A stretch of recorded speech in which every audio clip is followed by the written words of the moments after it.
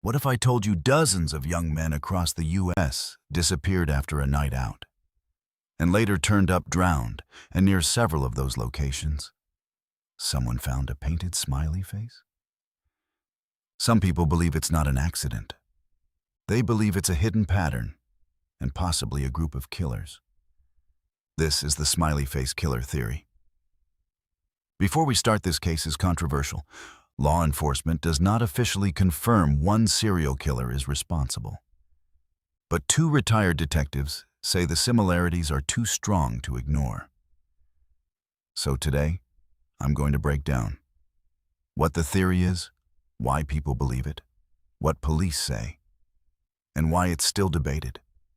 The Smiley Face Killer theory suggests that a number of deaths, mostly involving college-aged men, could be connected. The pattern usually looks like this. A young man goes out with friends, often drinking. Later, he disappears on the way home.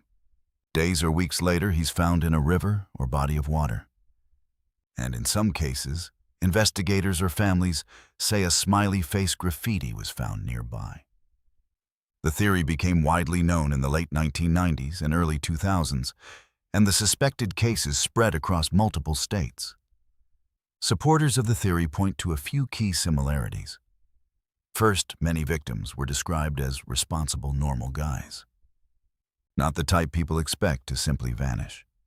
Second, some disappearances happened in cold weather, where falling into water and surviving would be unlikely without someone noticing. Third, in several cases, search teams didn't find the body at first. But then later, the body appeared in places that were supposedly already searched. And fourth, the smiley face graffiti. Now, to be clear, smiley faces are common. They can be found anywhere. But families believe that when you combine everything together, it feels like more than coincidence. On the other side, law enforcement and many investigators argue something different. They say most of these cases can be explained by intoxication, accidental falls, hypothermia, disorientation, and drowning. In other words, a tragic accident after a night out. They also argue that water can move bodies in unpredictable ways, and that a body appearing later doesn't automatically mean someone placed it there. And the biggest point, there is no confirmed suspect, no arrests, no forensic proof tying the cases together. That's why many departments and the FBI do not label it as a serial killer case. So if police don't confirm it, why is this still a huge mystery? Because for families, the pattern feels personal and frightening. And when multiple cases share similar details, young men missing after bars, found in water, odd timelines, similar circumstances, it creates a terrifying question. Are we looking at unrelated tragedies or something organized that's hiding in plain sight? Even today, the smiley face killer theory remains one of the most debated, unsolved mystery topics online. Here's what we know for sure.